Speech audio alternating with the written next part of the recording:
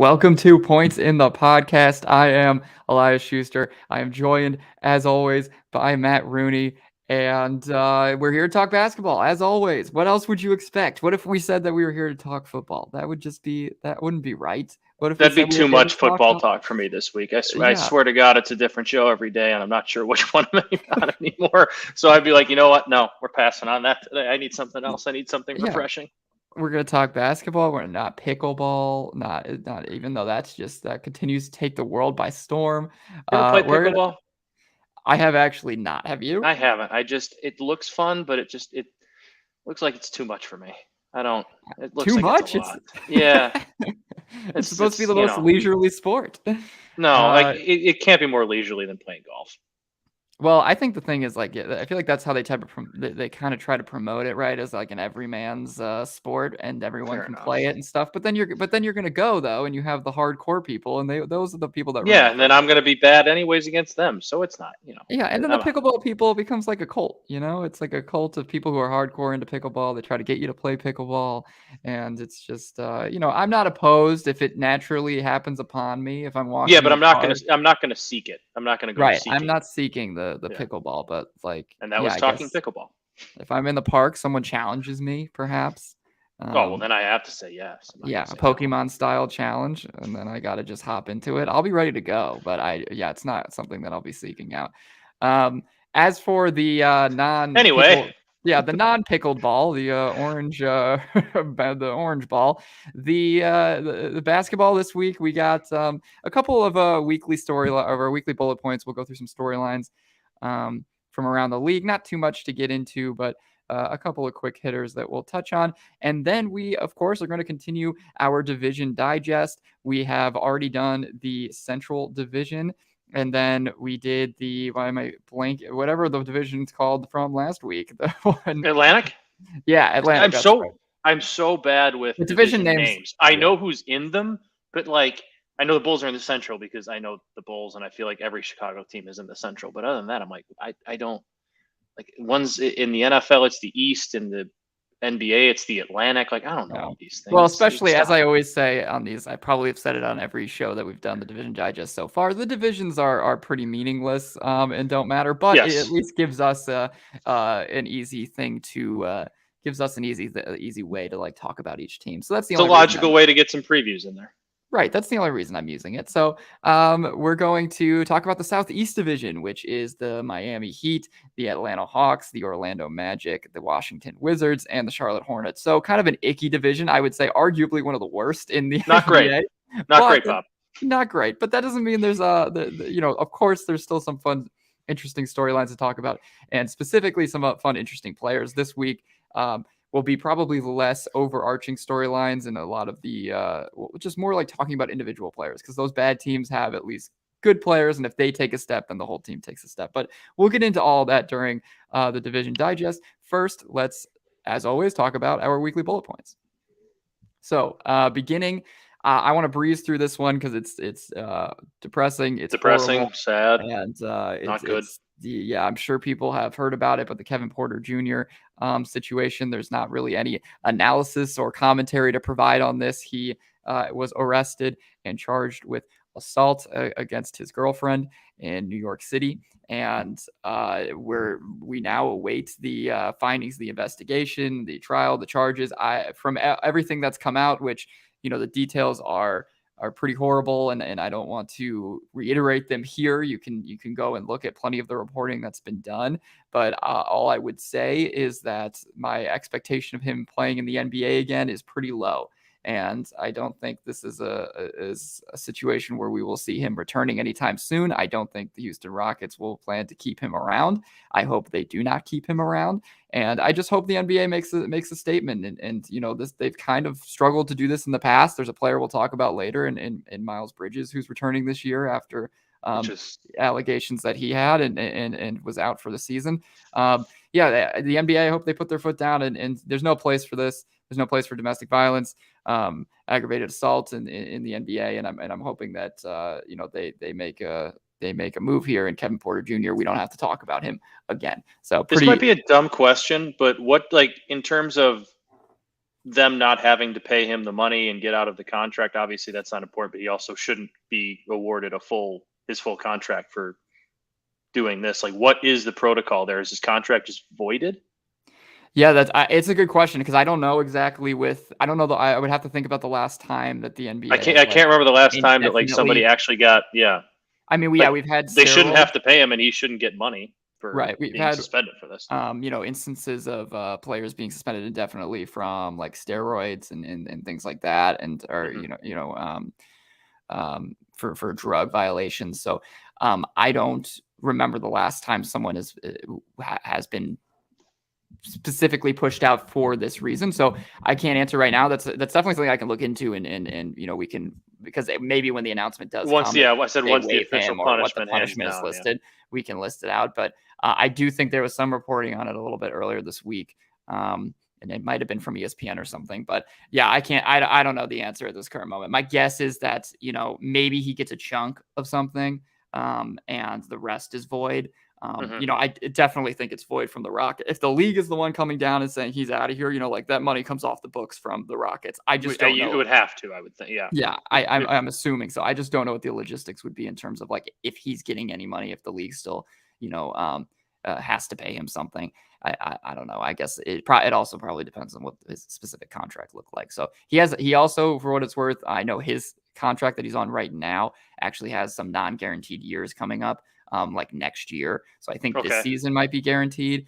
This season might even be non-guaranteed as far. I just know that he signed a new deal just last offseason, with the Rockets, and I'm pretty sure that his second part of that contract, I'm going to look at it right now because it's pretty quick to pull up. Yeah, he signed a 4-year, $63 million deal last summer, and the next season would be only partially guaranteed. The season after that would be non-guaranteed. So there's ways that might help, be able to just get it over with sooner than later. Get out of that, yeah. Okay. All right, less depressing topics. Yeah, we'll move on from that unfortunate and horrible situation to the NBA's announcement this week. And actually, just this morning, right before we hopped on to record this podcast, which is on Wednesday, the NBA officially announced that their board of governors gave the A-OK, the thumbs up. They voted to pass the new rules on resting players. I love it. So, yeah, well, yeah. What are you thinking of this? I'm gonna pull it up because there's a couple specifics I'll note, but like, what's your immediate reaction when you saw earlier this week that they were going to be voting on it? Yeah, so I remember seeing that they were putting limitations on it, and I remember reading the tweet. I'm blanking on what exactly they were, but essentially, it's like you can't sit two-star players on the same night or back to back. Or Right. What was the exact so Yeah. you can't sit two-star players on the same night. Yeah, so there's a lot of I really like it. Like, I get that, players need rest and all that, and their bodies need to, but I feel like the NBA has just been kind of abusing that for a while, especially the better teams whose spots in the playoffs are really more like secured, and I think they take advantage of it, and I don't think it's really good for the sport. I don't think it's good for the fans. I don't think it's fair for the fans who go and buy Bulls Lakers tickets when single game tickets go on sale for a game in January, and then by that point the Lakers are 15 games over 500 and LeBron just decides he doesn't want to play it. Like that, I think this is a good thing for the fans, and while you still might miss a game like that, you're still guaranteed that you're not going to have the days of, Wade, Bosh, and LeBron all sitting on the same night because they're playing a back-to-back. Like, you at least are going to get to see some people, which I know there's limitations to what they consider star players, but essentially the guys that you're going to be buying tickets to go see are going to fall under those qualifications. So yeah, I think it's good for the league, and I think players have been abusing it for a long time now. Right. I mean, teams have to, even, more so than players, because they want to keep their guys healthy. And I think both. But I should say both. Right. And I think that, the way that what this does at least is, there's teams are going to find loopholes. I'll first just say that. Like, obviously they can just be like, oh, his quad is sore today, so that's a legitimate reason for him to sit out. And, or sit him for a couple of days because he has some back pain or whatever it may be, so like there's going to be ways that that teams get around this, or maybe there's going to be ways that they just play a guy for 5 minutes and then he sits down. And Yeah. and I'm sure there might be some verbiage in these new rules that that prohibits teams from doing that or makes them fine eligible. Because I think at the end of last year we saw the team kind of do that with Luka Doncic, where like Luka, the Mavs, who were clearly kind of just trying to tank and throw in the towel at the end there, instead wild. of make the playoffs. Yeah, there was an opportunity for them to make the playoffs. They decided not to, and Luka played for only a few minutes and then came and sat down. Maybe there's a way. I think there might be. For things are still coming out about exactly what the rules are for the NBA to review that and then fine them. But yeah, I have in front of me just some of the specific new rules. And so one of them is just, no more than one star player is allowed to be unavailable in the same game, right? So you can't sit. Let's say it's we'll go close to home with the Bulls situation. Zach LaVine and DeMar DeRozan. The Bulls are not able to sit both of them on the same night if they are healthy, right? If they're not on the injury report. So have they done that before? I believe they've done it only like once in the past. The Bulls have actually been it's rare. They've been pretty good with it. Yeah, they've actually been one of the rare teams to not do this the past couple of years. But yeah, if they did that, it wouldn't count. And the reason is because Vucevic would not count in this. And the reason for that is because you have to have to be considered a star player, which is they needed to specify this in the new rules for this to make any sense. A star player is somebody who has made an all-star team or an all-NBA team sometime over the past 3 years. So that would both heading into this year, that would be LaVine and DeRozan. Those two players are not eligible to sit on the same night if they are both healthy and the team is just resting them. At least one of them will have to play. So that's kind of one of the biggest changes in the one that's been kind of stressed the most. The other ones are teams now must ensure that star players are available for national TV games and in-season tournament games. So this isn't just sitting two players. This is just, you couldn't sit both, you couldn't even rest just one of Zach or DeMar in this situation if you're on national TV or if it's an in-season tournament game, which a lot of those are on national TV anyway. You would not be able to sit even one of those or just rest one of those. I don't know why you would, but teams do it. We see it all the time, especially teams with tons of nationally televised games. So this means more for the Warriors and for the Lakers and for the Celtics and things like that. So, those teams are going to have more nationally televised games. There's going to be more opportunities where you go to turn on TNT. And, in the past, we've seen games where, Jalen and Tatum aren't playing, but now the hope is that doesn't happen as much. Another rule is that teams must maintain a balance between the number of one-game absences for a star player in home games and road games, with a preference for those absences to happen in home games. So I don't know. There's going to be like very specific things here. What I'm reading from is specifically from Bobby Marks on ESPN. But the example he gives for this would be like last season, you saw Stephen Curry, Klay Thompson, and Draymond Green. They all played in a home loss, but then they all sat, 3 days or a couple days later for a road loss. All three of them. So that's just a little specific thing. This was a big thing that I think we didn't really know before this morning, but long-term shutdowns, right? Just at the end of the year, team trying to tank. Say the Mavs, again, let's say they want to shut down Luka because the team's underachieving, and they just will say, all right, he's not going to play. Obviously, under these new circumstances, not allowed to do that. He's a star player. He needs to be out there, even if your team is in a bad situation, not in a position to make the playoffs.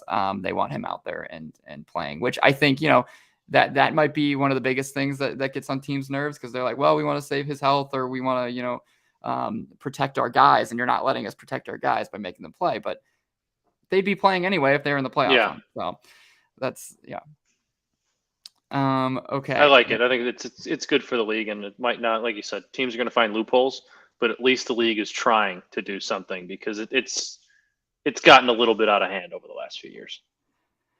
Right. And like I said, some more things will come out about this and more specific details about what counts and what doesn't. But at the end of the day, it's something that it's a step in the right direction. Yeah, I think it might not have the exact impact that teams are hoping that it has, and it might not be checking all the boxes once the season actually starts and teams try to work their way around it. But the message is pretty clear, which is, hey, this has been happening too frequently. It's hard to not only keep fans, but gain fans when your star players aren't on the floor consistently. And exactly. and it should be in the best interest of franchises as well. I understand why some organizations want to save their guys and save them for the playoffs and everything. But like I said, if you want to gain fans, if you want to keep ticket prices high, if you want to get people into the building, then you need to ensure that those players are going to play. Like the amount of times, like people, Agreed. people know I live in Milwaukee. My fiance is a major big Bucks fan. She's been a long time. There's been multiple times over the past 2 years. Did I know she was a Bucks fan? I don't. Did you? I don't know. Maybe I don't know. I was just thinking like that's kind of got to be tough then for the last couple of years, just because they're really good and weren't. We try not to talk about it in the house in the household. That's good. The Bulls and Bucks thing is definitely when they were in the playoffs together. Oh my God, I don't even want to start. It was not a happy. You'll always have game one.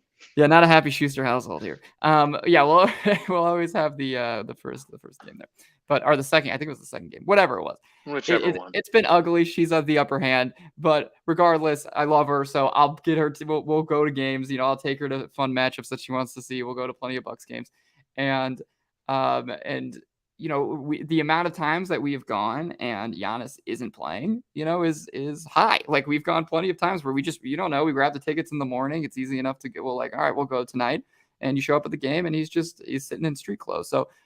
I've seen it firsthand, and I've seen it at plenty of Bulls games that I've been to as well. Not mostly from Chicago, but the other team doing it. So you just show up at these games, and you never really know, or you get the notification on your phone an hour before the game, but the tickets are already bought. For families and all these people. So it's just something that needs to be adjusted. And while I don't know if this will be a significant fix, it at least shows that the NBA is trying to do something about it. Agreed. Okay. The next thing here, these are kind of three quick hitters before we move on to our Division Digest.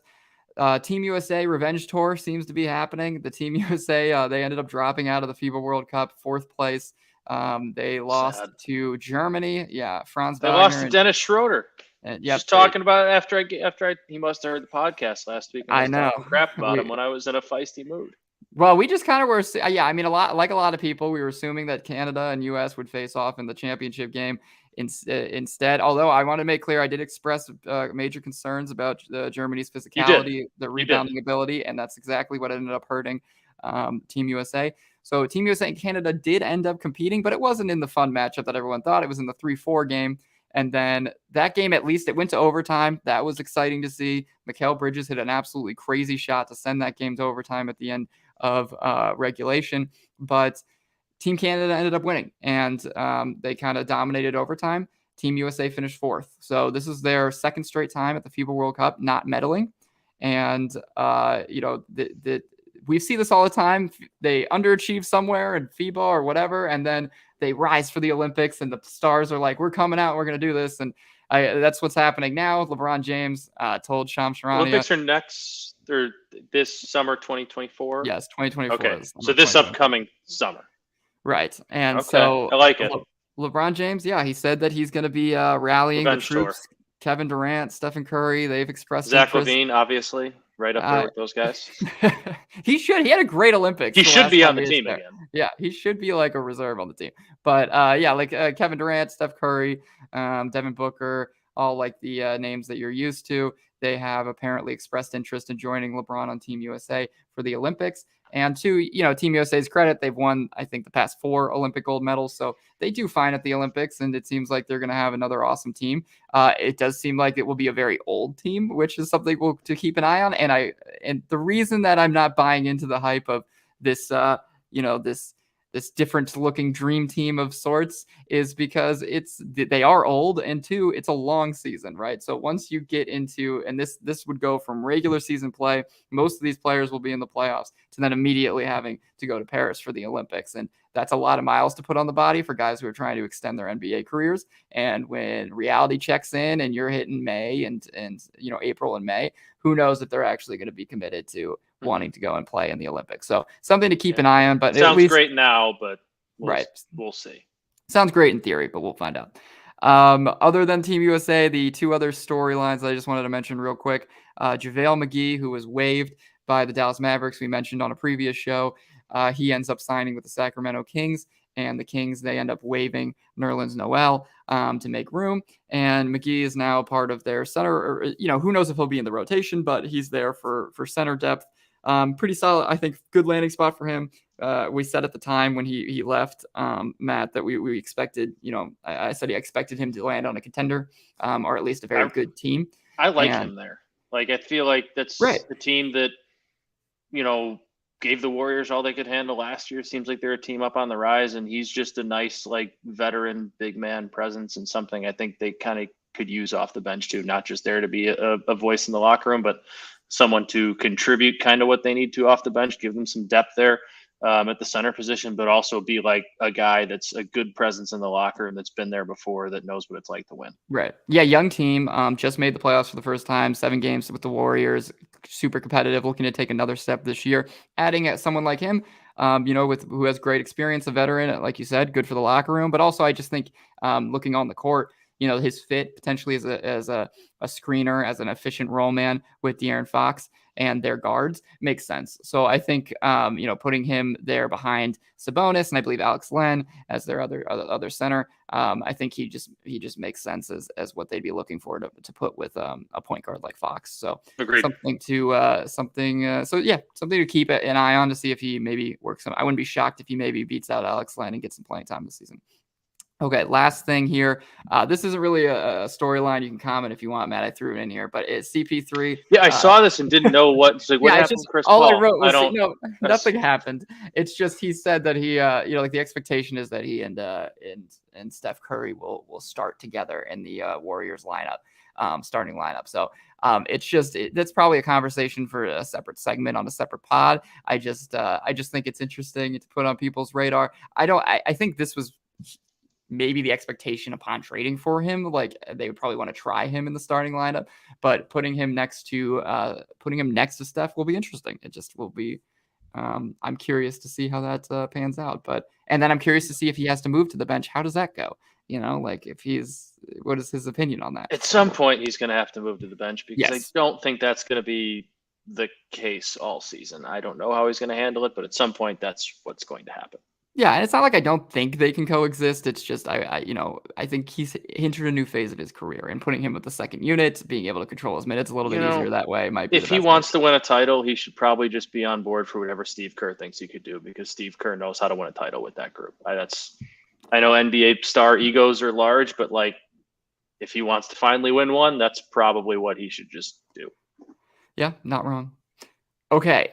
Let's move on to another rousing rendition of Division Digest. Probably the least rousing of the ones we've done so far. We're finishing. I wasn't going to say it, but you did. We're finishing. One pretty intriguing. I would say 3 pretty intriguing teams, and 2 that are just like, okay, you guys. I will say for you guys are there and exist. I will say for a team that for a division that we're already crapping on, we've talked about like each of these teams kind of a lot on this podcast already for different reasons. Yeah. So there are there are storylines to get into.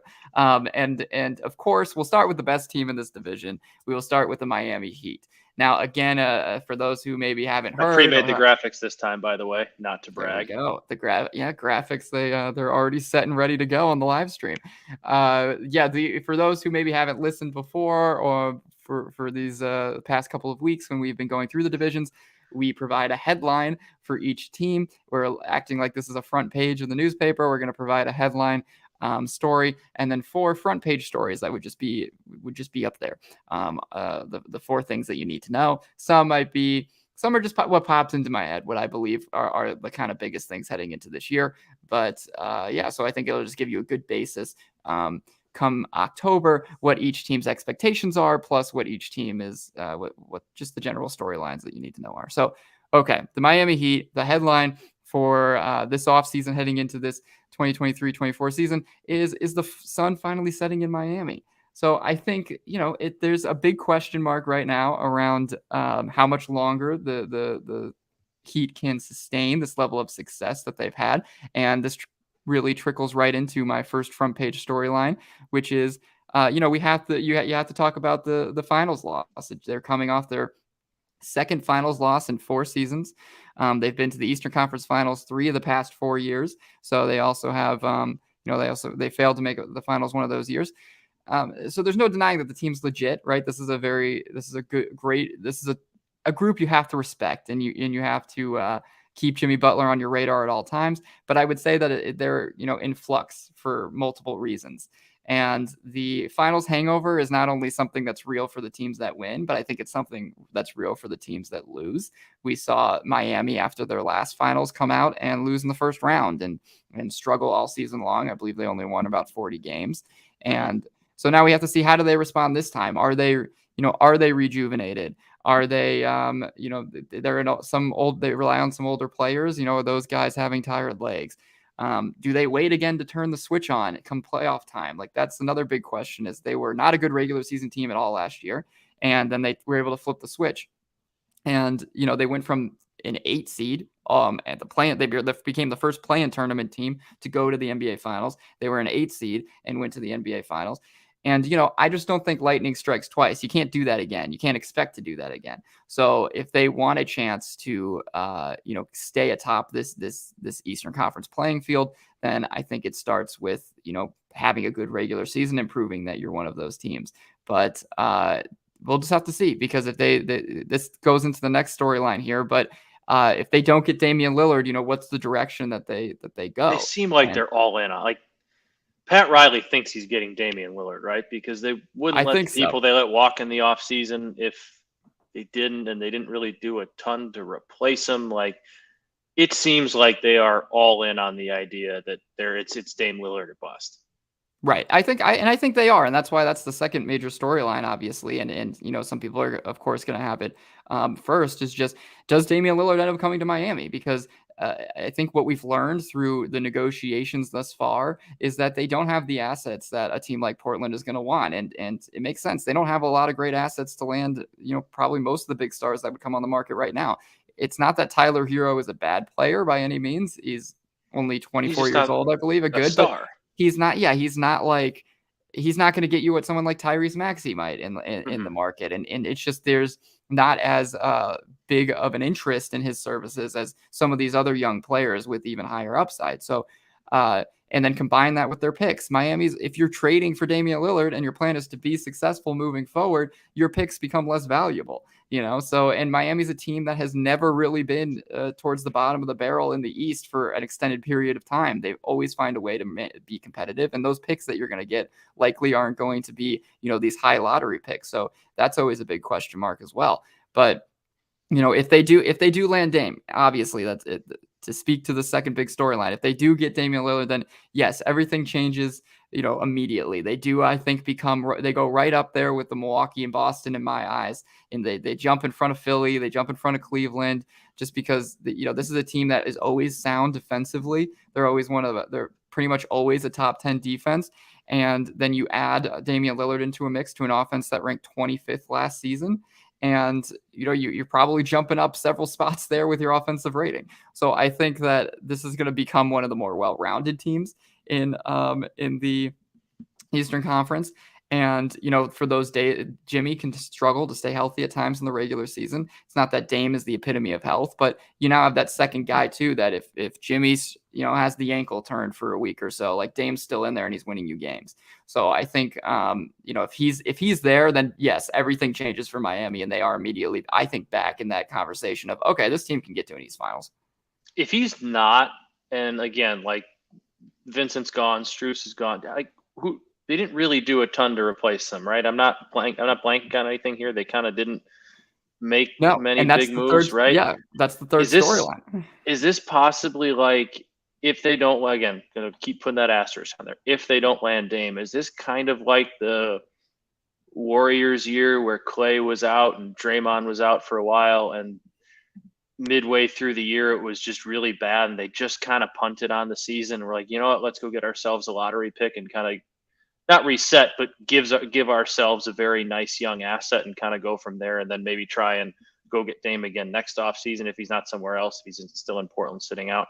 I feel like I keep thinking this is so similar to the Warriors, just without the success. It's like, how many years can we hold on? Can we run back with Jimmy and this group? And, like, how many years can we keep maximizing getting the most out of it? Because 1 year the bottom's going to fall out from underneath, but it hasn't done that yet. And obviously they're looking to add Dame and kind of reset that. But I don't know. That's just the comparison that I keep drawing in my head. The less successful Eastern Conference Warriors. Right. Yeah, and it's a good question because I think it's all going to just depend on what the team looks like, heading into the trade deadline or something, right? And it's also just hard because when you have someone like Jimmy Butler on your team, he's always going to think that that they can do what they did last year and go on a run and get to the finals. Exactly. And hey, look, I can't deny, like, maybe they can because he does the unthinkable in the postseason. Like, it is insane what he's able to do. Yeah, on the hit, it's hard to even like compare him to other people in history when it comes to like just his ability to turn doing it on, more with less too. Like, right. So it's possible that they're just they just go full steam ahead and rely on Jimmy and try to work some magic again come the playoff time. But would the smarter thing to do be what you said potentially if things aren't going well again during the regular season? Yeah, and if you're not landing Dame. Yeah, like if Dame goes elsewhere somehow, then either they pivot and they try to look for another star, or another reason that tanking can actually be like a good thing for them potentially is like, what if one of these other guys like Embiid or whatever becomes available? Embiid already loves Jimmy, then their asset for this season becomes that much better. Becomes one you can have as a headliner in a trade for a guy like that. Right. So so that's something that I think needs to be watched. But when you talk about, which is the third storyline I had here, have Jimmy and James Harden ever played together? They haven't crossed paths yet, right? No, they have not. If they miss out on Dame, that would be possibly the most hilarious superstar combination ever. Jimmy Butler. I think there's a reason they have not been mentioned. I know, but that would just be, I'm just that thought popped in my head. Like, that's the odd couple right there. That is a guy who goes full go no matter what all the time versus a guy who only kind of likes to play when he. Sorry, it's not going to happen. But I started thinking about that as a possible, like, we didn't get Dame. Well, Harden wants out. I would say if Jimmy can almost like set the entire state of Minnesota on fire because he can't stand like Cat's work ethic and the work ethic of the. I think Jimmy might just tell Pat Riley no. Just no. Yeah, James. The moment James Harden shows up in a fat suit, Jimmy's gonna punt him into the ocean. So it's I don't see the chemistry working out there.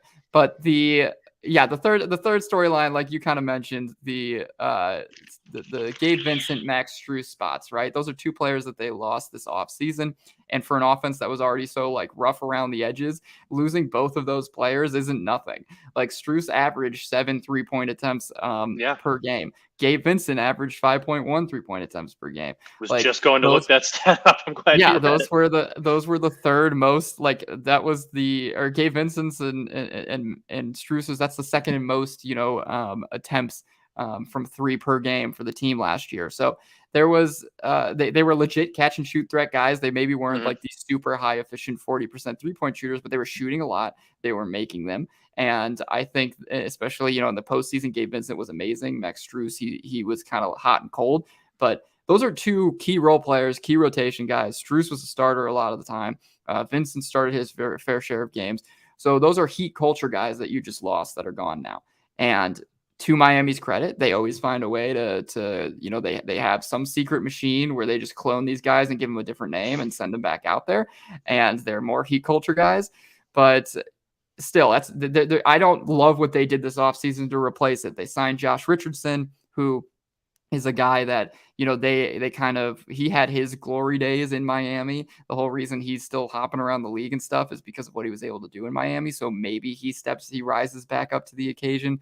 Maybe Duncan Robinson, who kind of later into the last season looked a little closer to what he was a couple of years ago. Maybe he's, solid. Kevin Love is really old, but he had some moments for them.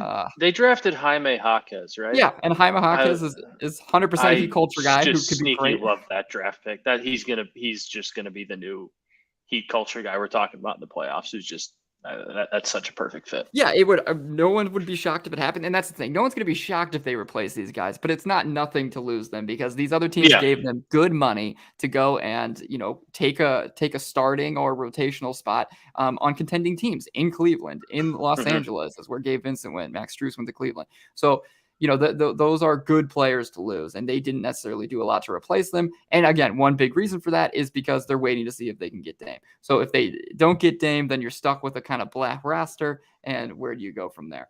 Last storyline is we've already kind of discussed it, so we don't need to dwell on it too long. But just like, what if Lillard doesn't come, right? Like, who is the guy that you expect to step up?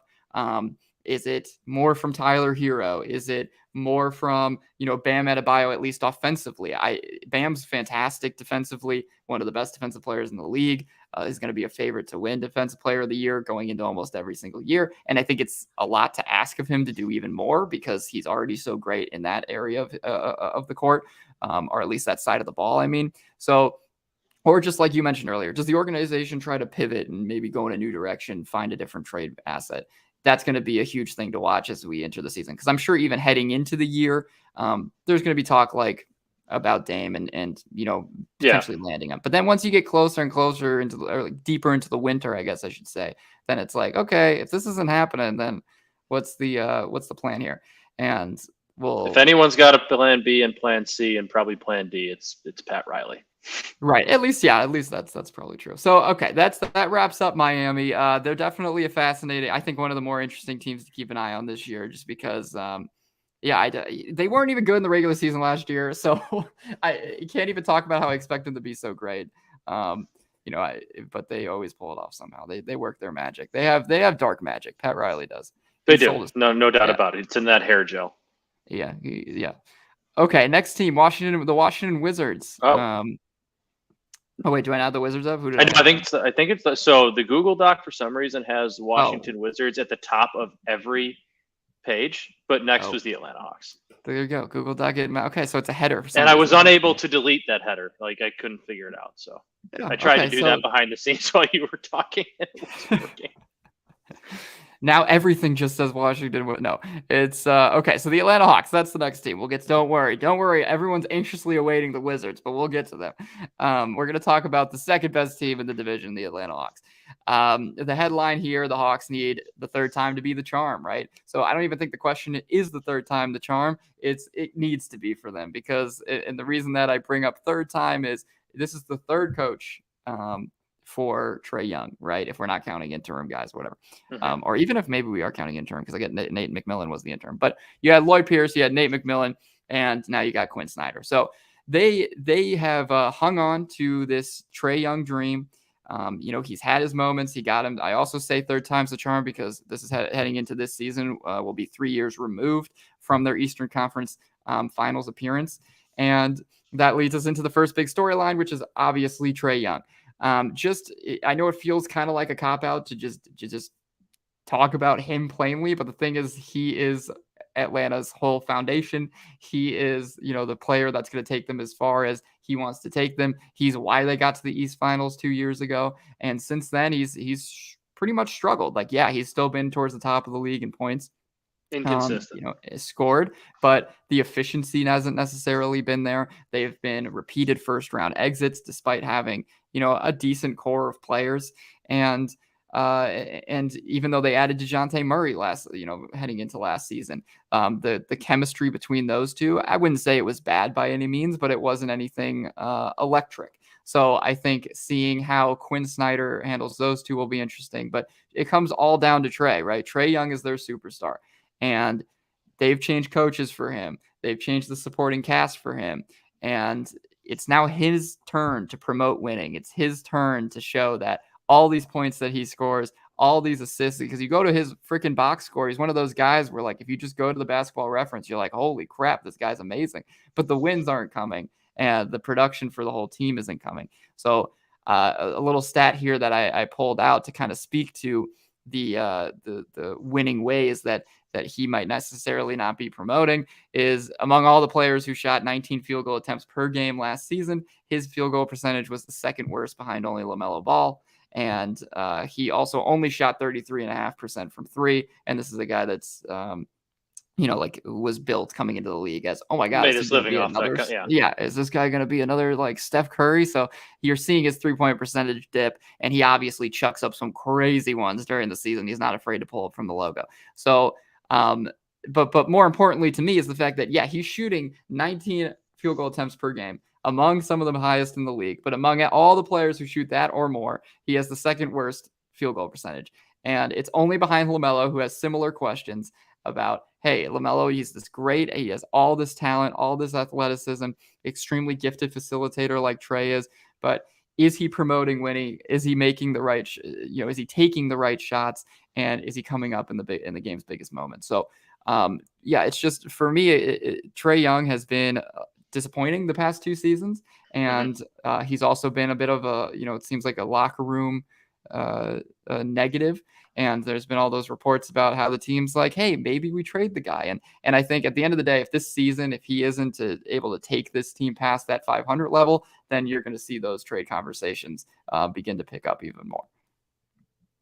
I am just, like you said, like he was so exciting in that run to the Eastern Conference Finals, and you're waiting for him and this team to kind of take that next step and be like, all right, like they're a major player, and they just can never do it. And it seems to be as good as Trae Young at times. I think I said inconsistent, you said inefficient, and I think that's the best way to describe Trae Young. He'll have one game where he goes off and he's the best player on the floor, and then he'll have another 2 more games where he's dropping 35 points, but it's on 30 shots and he's turning over the ball 7 times. So it's just his consistency has to pick up.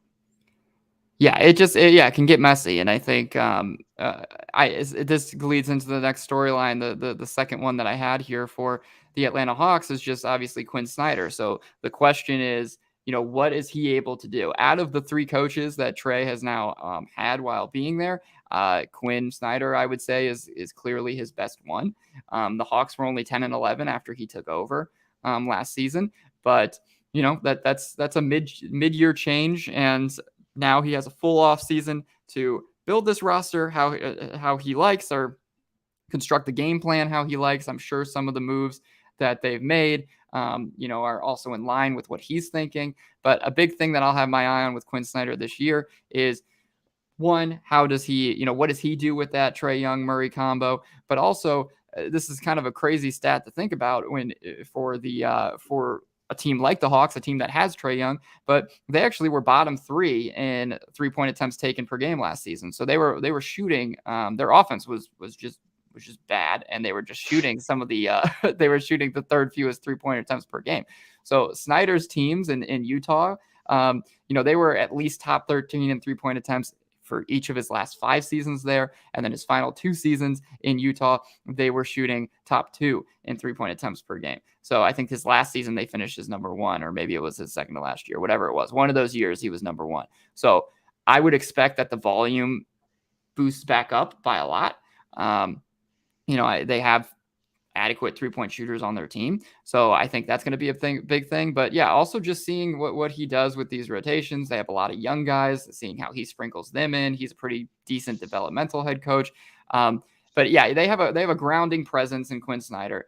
I'm shocked he kind of even decided to go to Atlanta in the first place. There were other jobs that were going to come up in the future that I thought would be potentially more enticing, and positions that were going to be more, ready to have stars and win now.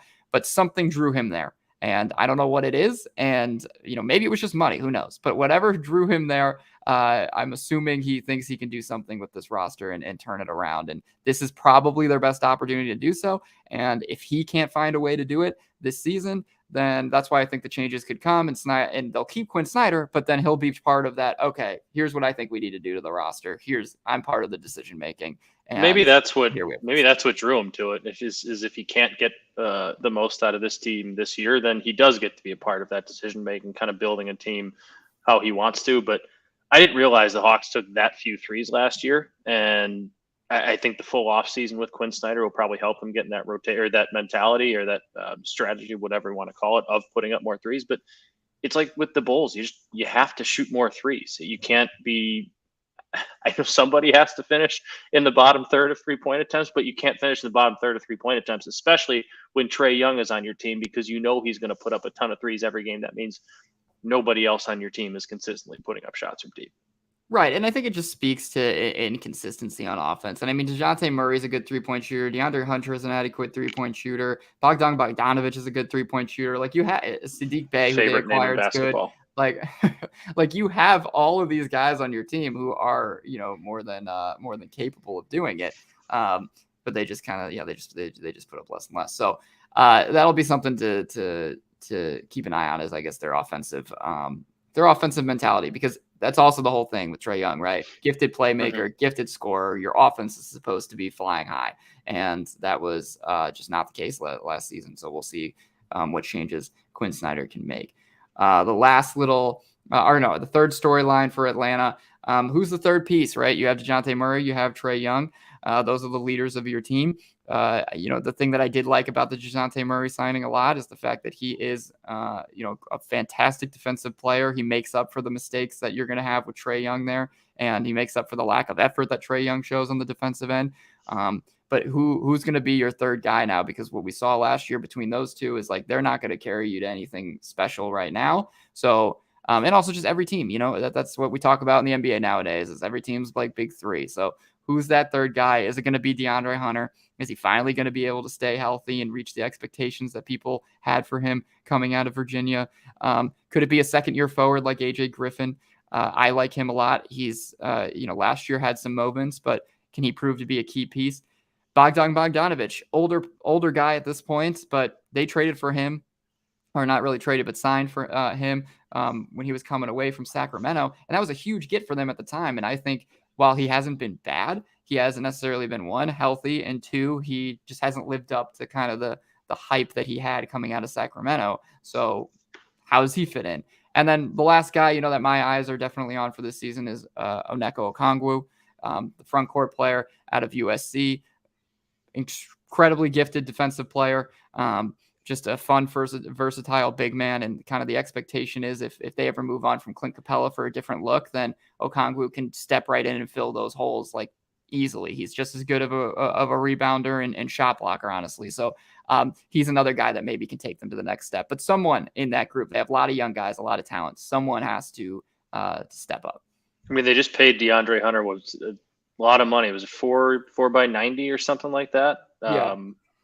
Big brand new contract. So kind of better be him, because they paid him a lot of money. They invested a lot of money in him.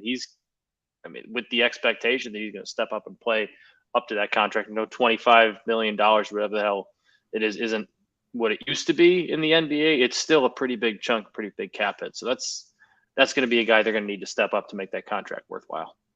Right. Okay. The last thing I would say is that their defense just needs to improve. I love the simplicity of this one. They need to play defense. On the dock. They just need to play defense. Because here's the thing. Like I talked about the offense not being great, and like it's just not I don't know. Their offense can be really fun on some nights, and like we said, there's inconsistency, there's inefficiencies, but they have 100% have the talent on the offensive end to just put up buckets on any given night. And especially with two guys who do promote as good a ball movement as both Trae Young and DeJounte Murray do. But defensively, it's still been a mess at times, and that's where maybe Onyeka Okongwu can provide an even greater impact, and maybe a second year of DeJounte Murray does some good for them. More health from DeAndre Hunter will help. So there's again pieces there, but that just needs to be better. If they got to get both those. I think they got to be more efficient on offense, and then their defense just definitely has to take a step in the right direction if they want to kind of stop hanging around that 500 position that they've been in the past couple of years. It's kind of funny that we're talking about a team that was the play-in. Were they the 7th seed or something in the East last year? But I know they were in the play-in, and we're emphasizing how much they need to improve on both offense and defense. Well, like their offense efficiency isn't good. Their defense is really bad, but they still won. You know what? They were still like a 500 team last year. It seems like if they could just take minimal strides on both ends of the floor, be more consistent from three and put up more threes, like they can kind of be that team that made a Cinderella run to the Eastern Conference. Well, exactly. That's why I think it's been so aggravating to watch them, because we knew what they were able to do the one year, and then what the ceiling is. They just can't they just don't get there. Right. It's just continued to feel like underachieving. So that's why there's the question of all right, how many years do you underachieve before you just feel like something is wrong in how the team is built? So, and we speak about, them making to the playoffs, which they did, but they lose in 5 games to Miami 2 years ago. And to their credit, they took, I've almost said credit. To their credit, they took Boston to 6 games last year. But, they're not taken seriously. It's like how I look at a team like I always compare like teams that are doing this now to like the Vucevic Orlando Magic, right? Like you can make first round series. You can always look like a team that's ready to take that next step. And like they're coming into each year. You're like, watch out for the Magic this year. Actually, they got a good like core. They got a good mix of veterans and young guys. But then you just never take that. You never show it, and you can only wait around for so long before you show it. And so that's why third time's the charm. I think third year you got to show something again here. And if you can't, then I think some significant changes could be on the horizon. Okay, next team here in this Southeast Division is not the Washington Wizards, even though it's on the top of the Google Doc. I don't know how to get it out of there. It's in the header. It's the Orlando Magic. Orlando is rebuilding the right way. I'm giving them some props. I mean, I think the reason I say this, and this is our first front page story for me, is incremental improvement. That's what it's all been about or that's what Orlando proved that it's all about this offseason, because they had an opportunity to go out and try to make a big splash. They could have created a ton of cap space. They could have gone after some of these big names, but they were really, other than some, mumbling and rumbling about Fred VanVleet, that there wasn't really any big name out there that they were in the market for to add into what they have now. So what that tells me is, hey, we're here to just, do this the right way. We're here to just go slow, try to make progress. We already got our number 1 overall pick, which is what you hope for when you're tanking. We have another co-star. We'll talk about both those two in a minute, because those are our second and third storylines for Orlando. But they're just taking this thing slow. They're not afraid to, miss the playoffs again this year. And they shouldn't be, because at the end of the day, they played well last year, all things considered. They are potentially in a position, I think, to compete for a play-in spot this year, depending on if guys stay healthy and if some people can continue to progress in the right direction. But I think this is the team that's like, as long as we can just keep creeping towards 500, this season, then we feel like we're on a completely okay path. We like the talent we have in the building, and we're just going to keep rebuilding in a slow fashion.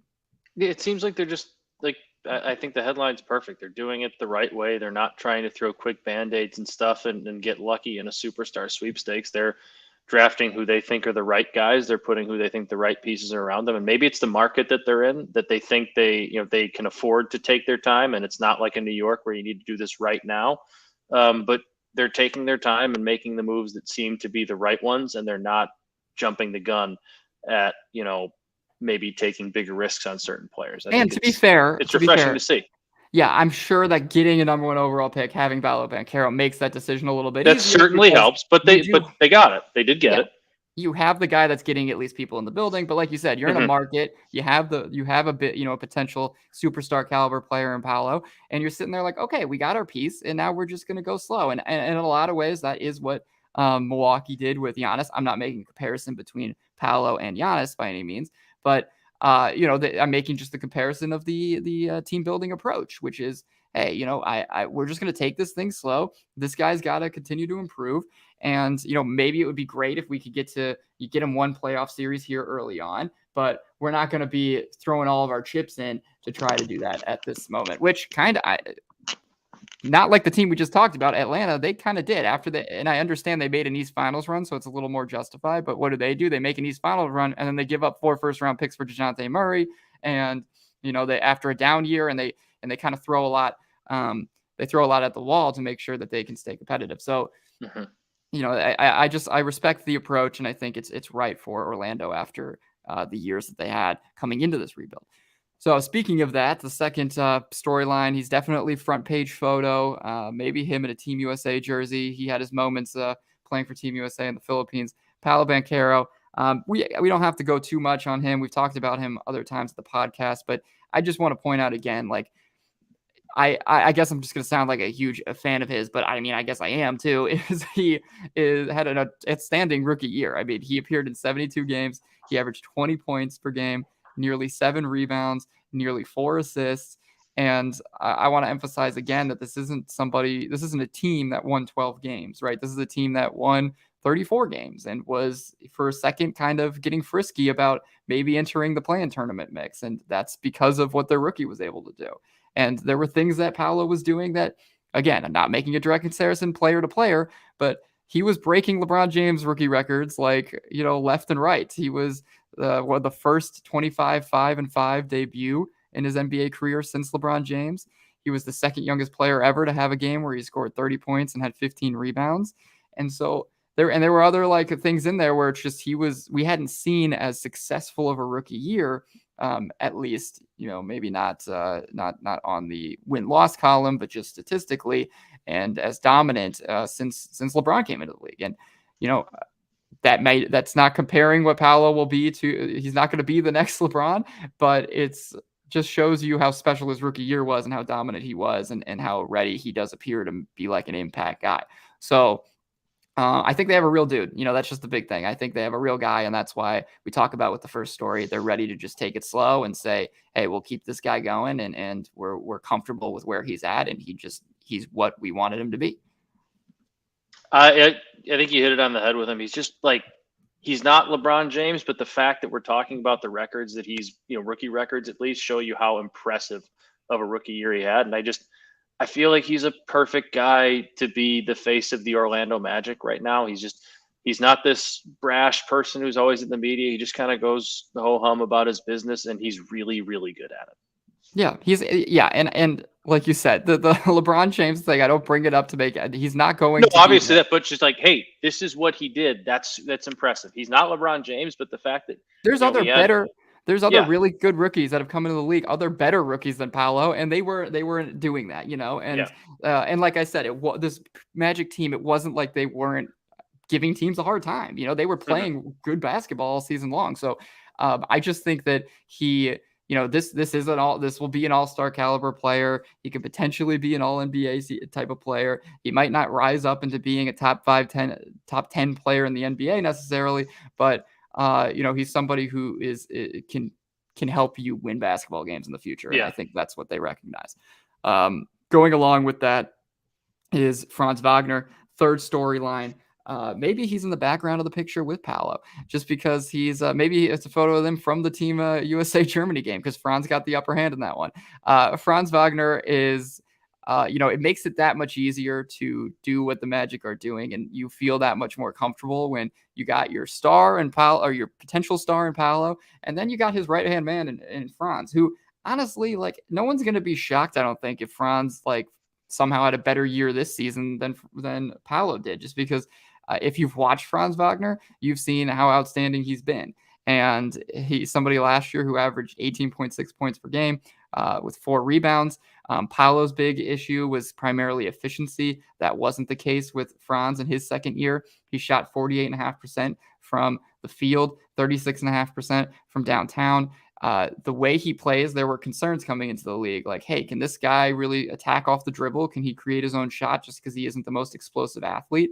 But what we've seen is that typical Euro style where he comes in and he plays at his own pace, and there's no speeding him up.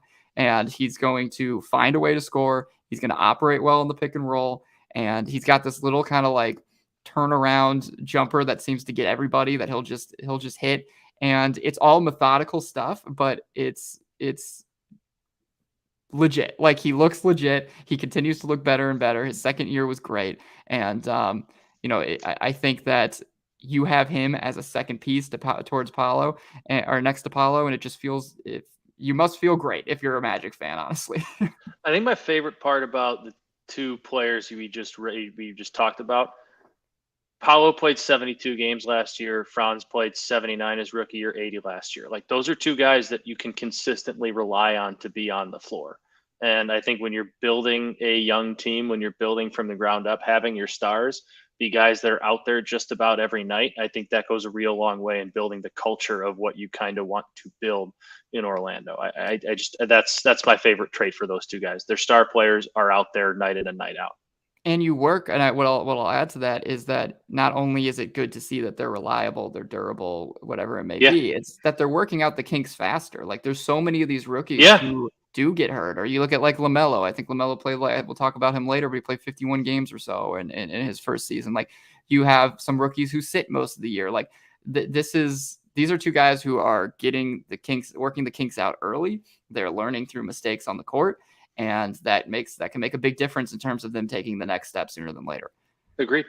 Last front page storyline here for the Orlando Magic would be finding a guard. I think that's the big question now for Orlando. It's why in this draft they went ahead and drafted Anthony Black out of Arkansas.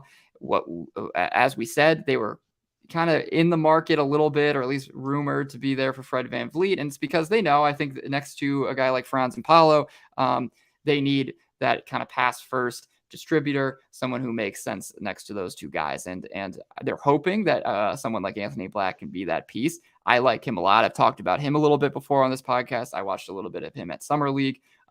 He's a jumbo guard, 6'7", and he needs to work on his shot a little bit, but he has incredible potential on the defensive end, which is also a great addition for this Magic team. They could feel good about him going out there right away and guarding multiple positions. But he's just a good ball mover, and I think he's a smart player, and I don't think he's going to hurt you. Is he going to be the point guard of the future for them? I don't know. We'll find out.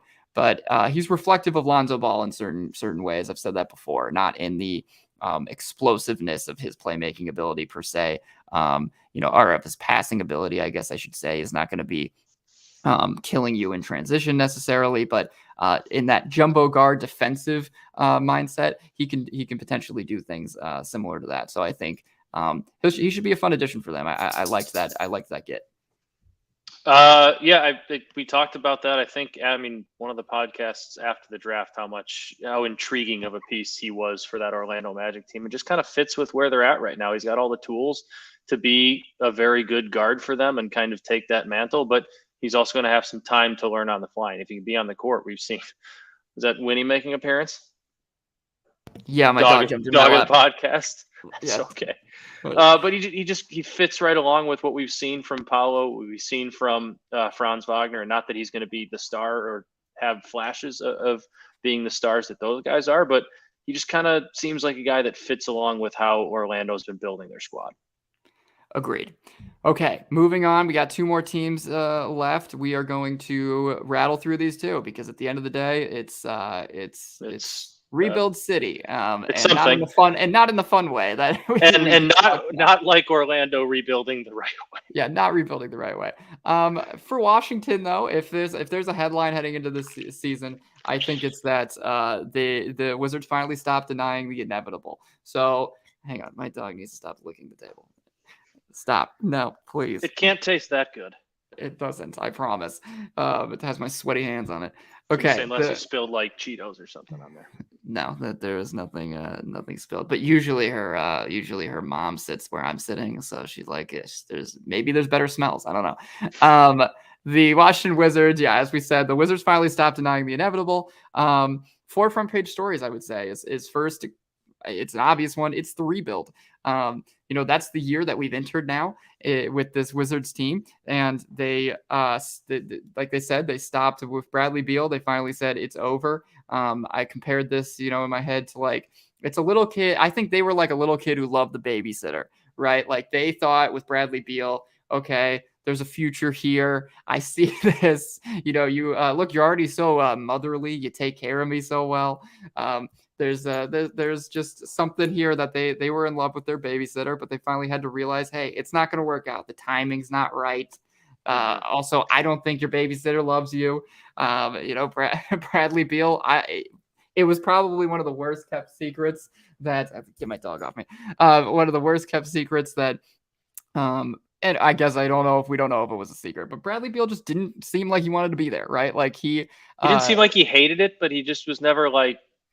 It seemed like he was always kind of looking for other options. Right. He can say all he wants, like, I want to be a Wizard, I want to win here. But at the end of the day, I think he knew, like, we're not doing the things that the steps aren't there to make this happen. And, you can say I want to win as a Wizard while knowing that the Wizards aren't doing what it takes to let you win there. Right. Like, hypothetically, yes, I'd love to win as a Wizard, but I also know they're not going to let me.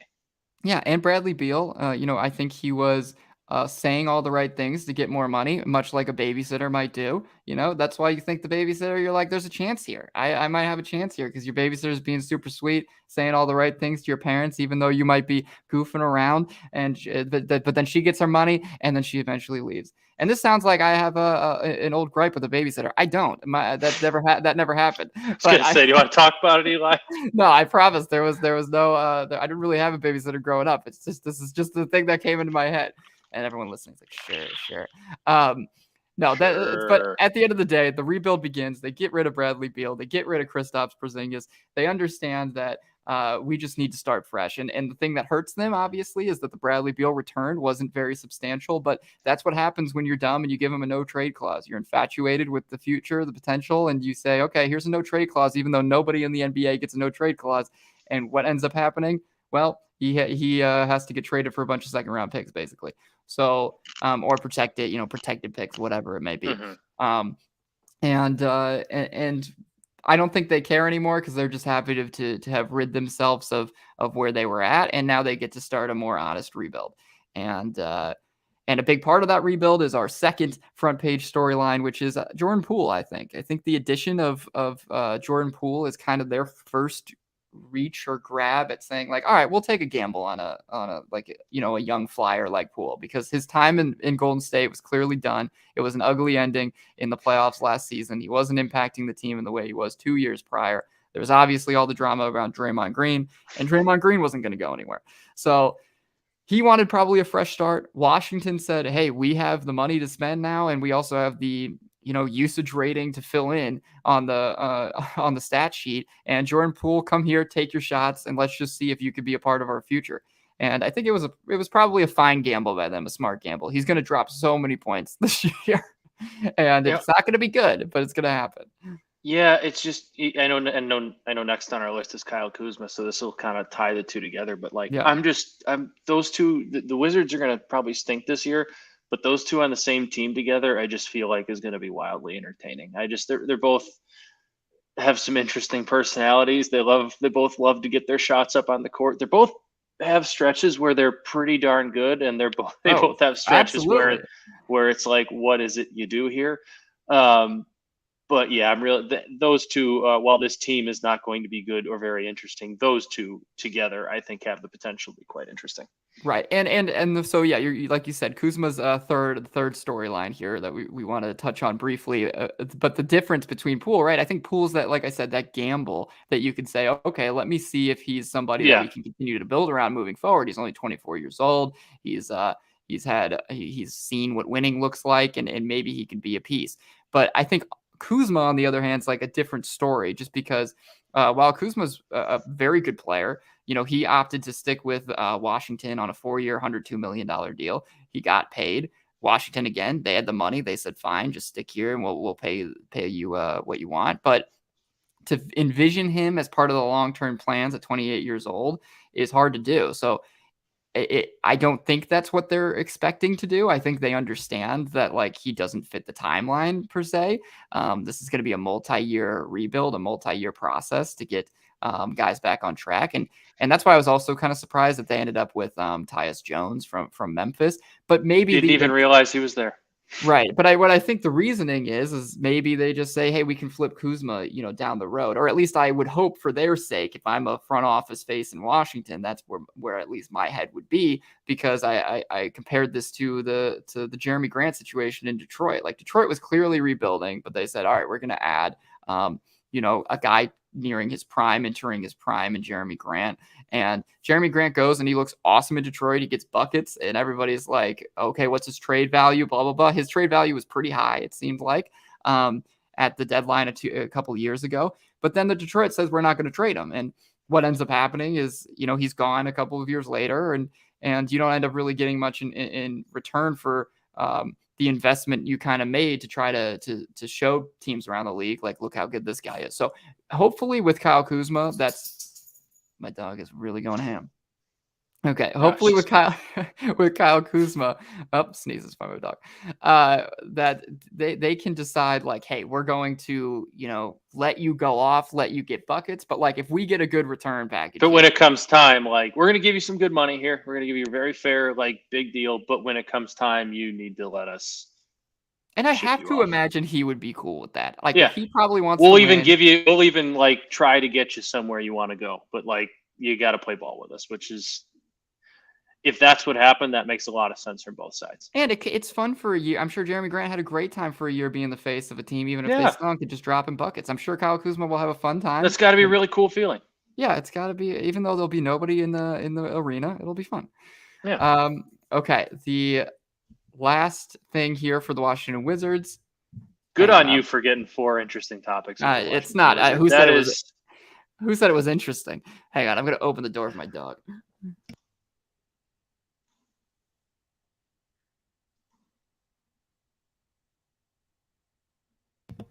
Okay, we're back. we're My back. dog. I opened the door for the dog, and then my dog is just gonna stand in the doorway now and stare at me. That's Um, what they always do. yeah. So that's what they really wanted, and she wanted it, and then I do it, and she She's said, like, no, but you were supposed to come with me. "She's like, what the heck is wrong with you? Stop talking about the Wizards. No one cares." Okay. The last thing here is the draft picks, and I don't mean future draft picks, although that is kind of an interesting thing with Washington. I just mean they're more current draft picks. I'm talking about guys like, or I wanted to name their past 5 before this draft. You Oh had Troy God, this Brown, is a depressing list of names. Troy Brown, Rui Hachimura, Denny Avdia, Corey Kispert, and Johnny Davis. And I want to stress that these are all lottery picks. Okay, these are all guys who they picked and were hoping would be, would be future pieces moving forward. And now we're this many years removed, however, and none of them are, well, not none of them, but none of them are kind of that defining piece. So Rui's gone, Troy Brown Jr.'s gone, obviously. Now, to the credit of Denny Avdia and Corey Kispert, you drafted him because you thought that he would be a lights out 3-point shooter. And this past season, he shot 42% from 3. So he looks like he's going to be your, 3-point specialist type. And then Denny Avdia struggled his first couple years in the league, but last year really looked great on defense and looks like a piece. But the point being, these guys haven't been, like foundational star pieces. Like there's a world where they could trade either one of these guys, and so I don't necessarily think it's they have found like what they're looking for with these draft picks. And now you have to see if you did that with Bilal Cooley. Oh my God, I had this. I just read the name again. I can't get it. I can't. Just knew it's breaking my brain. I said it to myself earlier, totally fine. And I was like, when I get in front of the mic, I'm not going to be able to say it. It's Bilal Coulibaly. That's what it was. Bilal Coulibaly. If you don't know anything about him, he is from France. He was like the second big name on Victor Wembanyama's French team. He has a 7'2" wingspan, is an absurdly fluid athlete. Very young too, like super raw, but that's why the Wizards are here for him. They're in a rebuild. They're here to just let him learn and let him grow. So if there is a draft pick that maybe finally can prove to be something special for them moving forward, maybe it's him. But the recent, and that's what's hard about this rebuild, right? Is like the recent success rate hasn't necessarily been high, especially with Johnny Davis. Like he just looked like he couldn't even be an NBA player. So it stinks that you're entering the rebuild without somebody like truly that looks truly special. But maybe that will be Coulibaly. We'll see. Yeah, I just love that we didn't get Wemby, so let's get Wemby's favorite teammate. I mean, why not? Maybe next best thing. Maybe Wemby doesn't sign that rookie scale extension, and he's like, I need to go play with Bilal. Got to go play with Bilal. Yeah. Super team in Washington. Yeah, the Wizards are going to be a free agent destination. The Charlotte Hornets are our last team in the Southeast Division that we have to cover. Still no buzz in Charlotte. That's what's our headline here. Look, the Hornets are better, I guess, than they have been young talent wise the past couple of years, but it's just still not pretty. Like it's a team that has not only struggled with injury issues and some just bad vibes all around, but they're just still looking to find an identity, and I don't know if Steve Clifford at head coach is the right guy to give them that identity as a defensive minded guy. But yeah, well, the forefront page storylines, you can hear how hyped I am about Charlotte.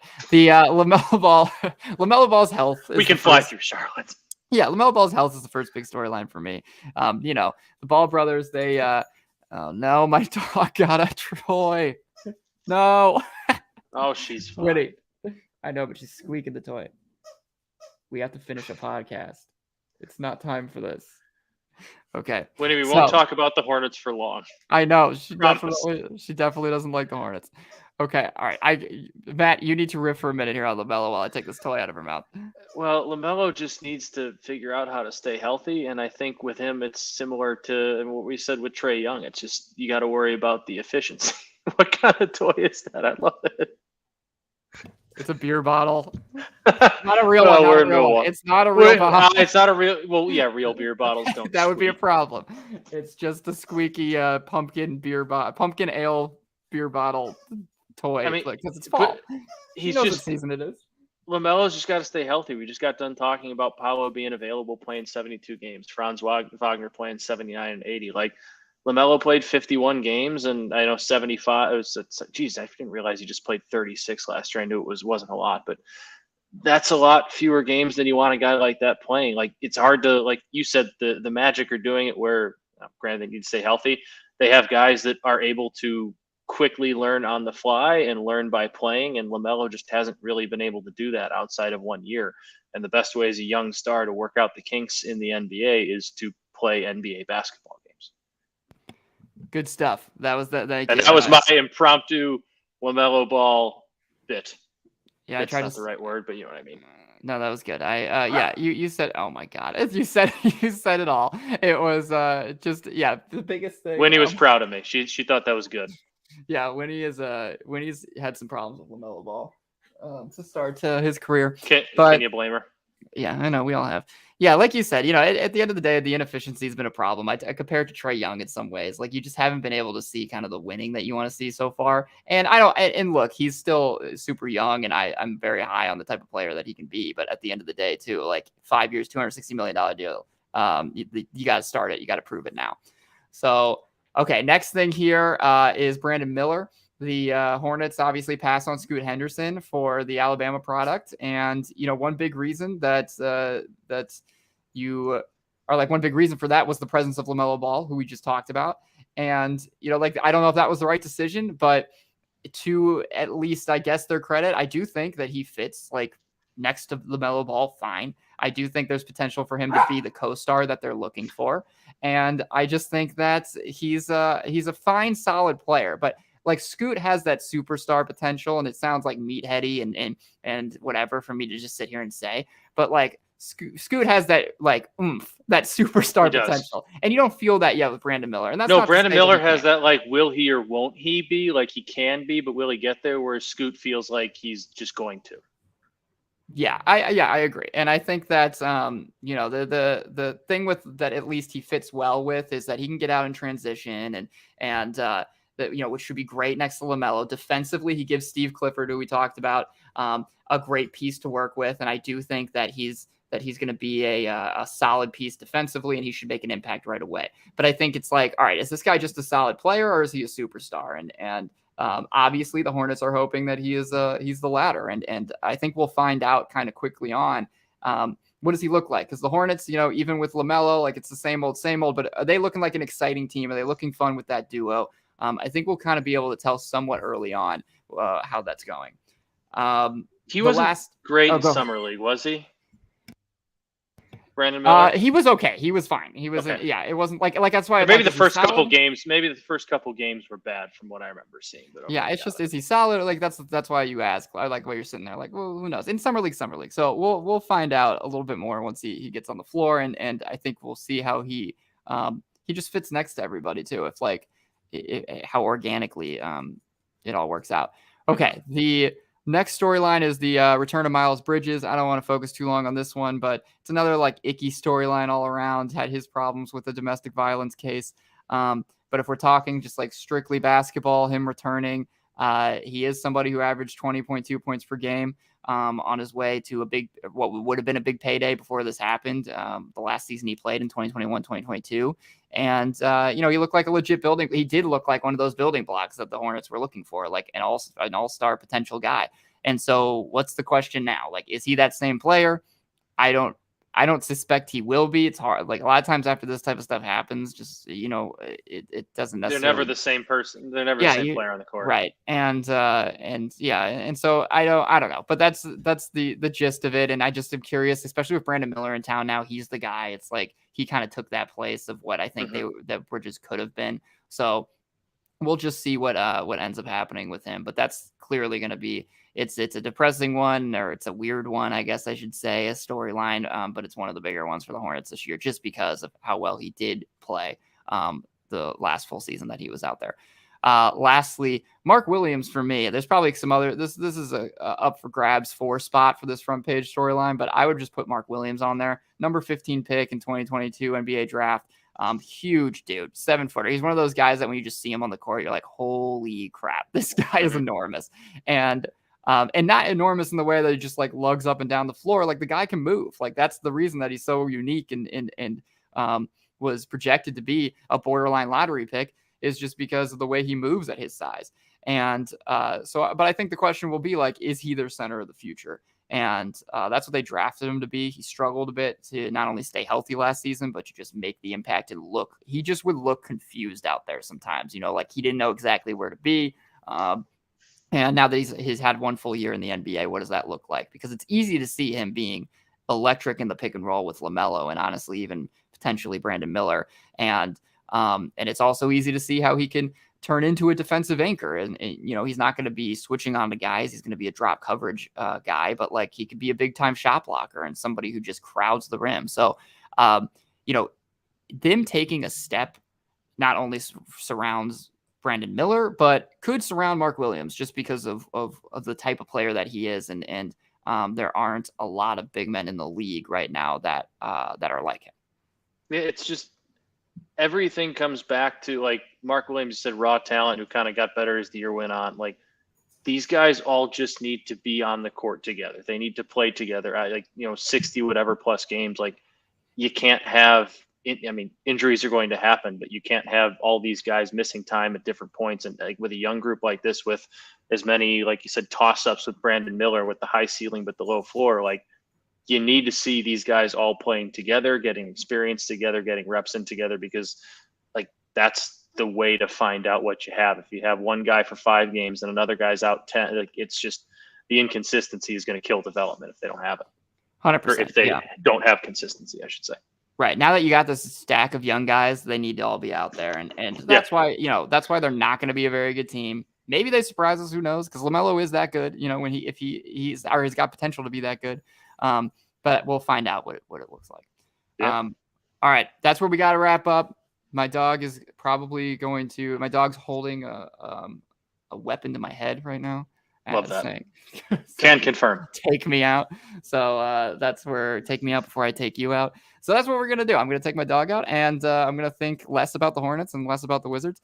And next week we will move on to the Western Conference, and we'll shift things over to the West and talk about go through each team and each division over there. But otherwise, thank you everybody for listening. As always, hopefully it was a good rundown of an otherwise somewhat sad conference, and sad. And yeah, but it's okay. Well, just the return of basketball is fun, Matt, and we will be back next week. So thank you everybody for listening.